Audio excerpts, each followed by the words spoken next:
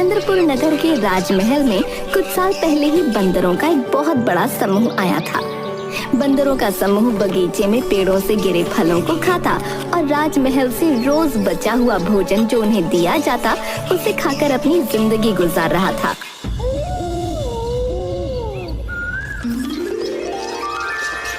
सरदार, तुमने तो हमारी जिंदगी ही बदल दी। अगर तुम्हारी बात मानकर हम इस राजमहल में ना आते तो आज बाकी बंदरों की तरह जंगल और नगरों की धूल खा रहे होते। कितनी मेहनत भरी जिंदगी होती है वहाँ। तुम सबने मुझ पर विश्वास किया और मुझे अपने समूह का सरदार बनाया है, तो मेरा फर्ज बनता है हमेशा तुम सबका भला सोचने और तुम सबकी देखभाल करने का। सरदार, तुम्हारे कहने पर ही हम सब चंद्रपुर आए और इस राजमहल में शरण ली। तुम्हारी बात मानकर हमने कभी पेड़ों पर लगे फलों को तोड़कर खाने की कोशिश नहीं की। जो कुछ भी पेड़ से गिरता हम वही खा लेते और उसका नतीजा ये है कि महल के सेवकों ने कभी हमें महल से भगाने की कोशिश नहीं की, बल्कि वो सब तो खुशी खुशी हमें महल का बचा हुआ स्वादिष्ट भोजन भी देते हैं। हाँ, जिसके कारण हम सब इतने हृष्ट पुष्ट हो गए हैं। सभी बंदर ठहाके लगाकर हंसने लगे। वनराज एक बूढ़ा लेकिन बहुत ही ज्यादा बुद्धिमान बंदर था और समय समय पर अपना परामर्श बंदरों के समूह को दिया करता था। वनराज की बुद्धिमानी की वजह से बंदरों का समूह आराम की जिंदगी बिता रहा था। राजमहल के किसी भी सदस्य को बंदरों के समूह से आपत्ति नहीं थी, इसलिए उनका जीवन सुखपूर्वक बीत रहा था। एक दिन राजमहल में महाराज अपने मंत्री से बोले,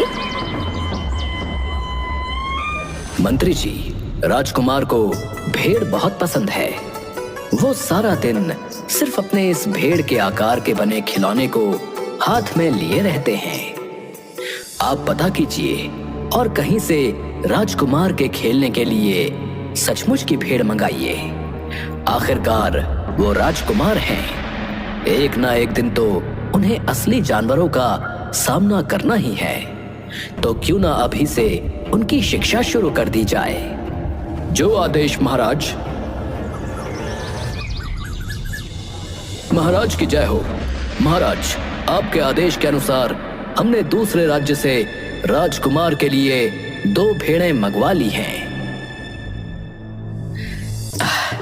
ये तो आपने बड़ा ही उचित कार्य किया है मंत्री जी। भेड़ को हमारे समक्ष पेश किया जाए।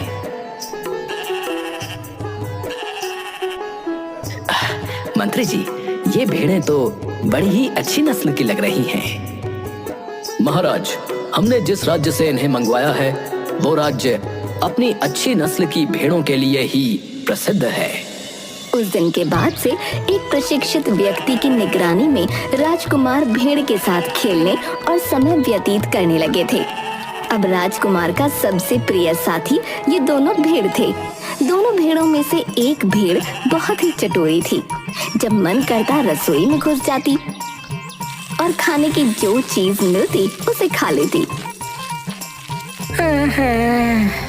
इस चटोरी भेड़ ने तो मुझे परेशान कर रखा है।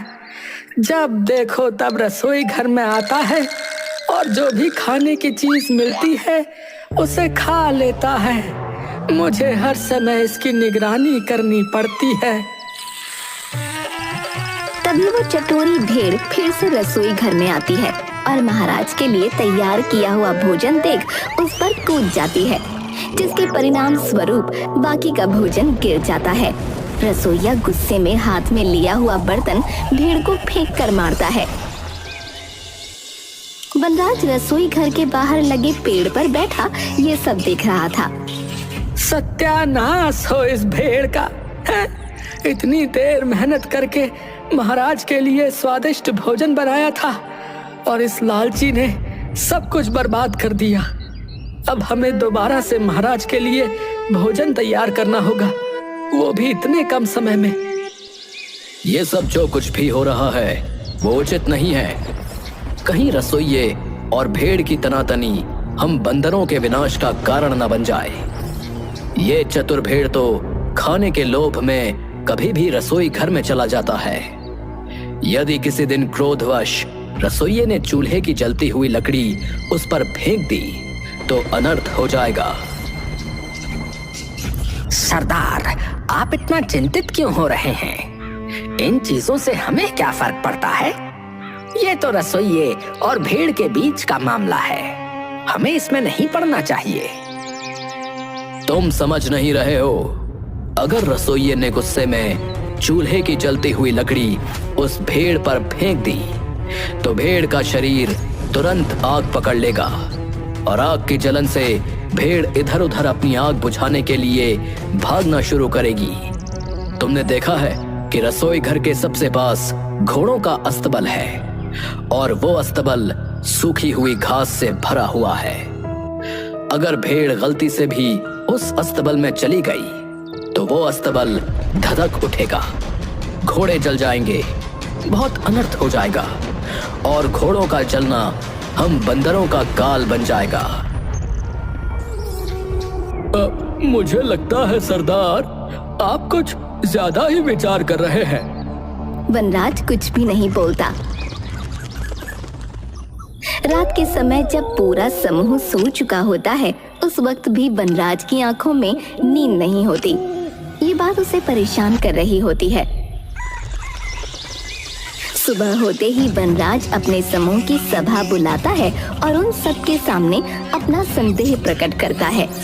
मुझे ऐसा लगता है कि रसोइये और भेड़ के बीच की लड़ाई और आगे बढ़े उससे पूर्व ही हमें राजमहल को छोड़ देना चाहिए, क्योंकि इन दोनों के बीच की लड़ाई हमारे लिए प्राण घातक सिद्ध हो सकती है और हमारा विनाश निश्चित है।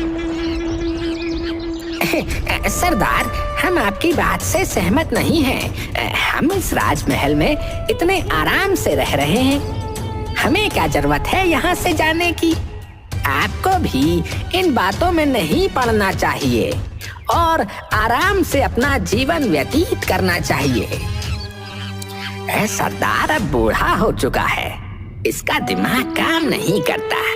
हमारी अच्छी भली आराम की जिंदगी चल रही है, फिर भी न जाने क्यों इसे ये राजमहल छोड़कर जाना है।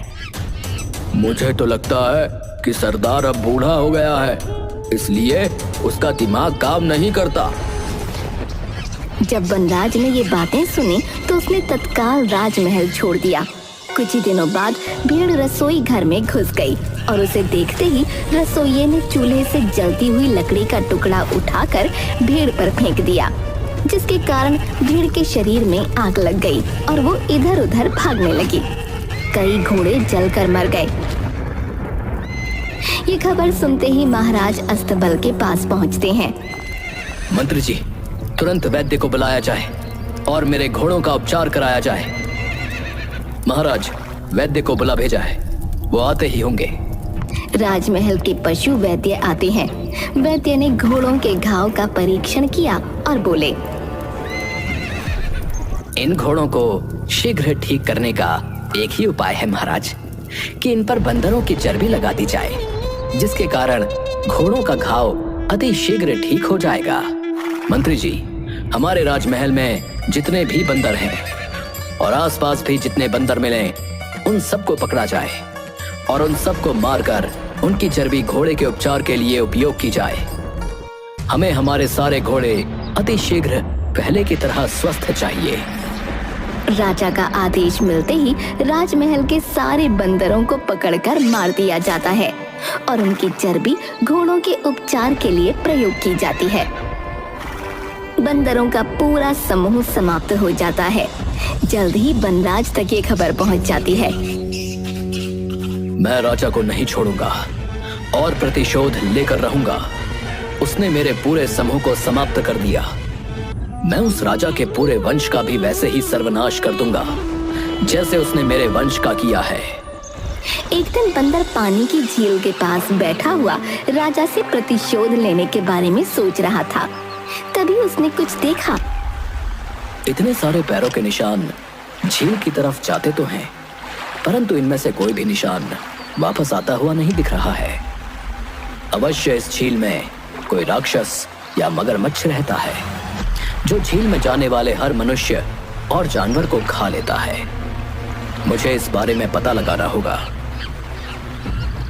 वनराज ने चतुराई दिखाते हुए कमल के तने से झील से पानी पी लिया। ये देखकर झील में रहने वाला राक्षस बाहर आ गया। वो बहुत ही विशाल और डरावना था। उसने कई तरह के आभूषण भी पहन रखे थे। राक्षस वनराज से, जो भी इस झील में आता है मैं उसे खा जाता हूँ, लेकिन तुम तो बहुत ही चतुर हो। मैं तुम्हारी चतुराई देखकर प्रसन्न हूँ। बोलो, तुम्हें क्या चाहिए? मैं सिर्फ इतना चाहूंगा कि आप मेरी मदद करें। किस तरह की मदद चाहिए तुम्हें? एक राजा ने मेरे पूरे वंश का नाश कर दिया है। मैं उससे प्रतिशोध लेना चाहता हूँ। आप मेरी सहायता करें। मुझे अपना कंठहार दे दें। मैं आपको वचन देता हूँ कि मैं आपका कंठहार आपको जल्दी ही लौटा दूंगा और उसके साथ ही आपके भोजन का प्रबंध भी कर दूंगा।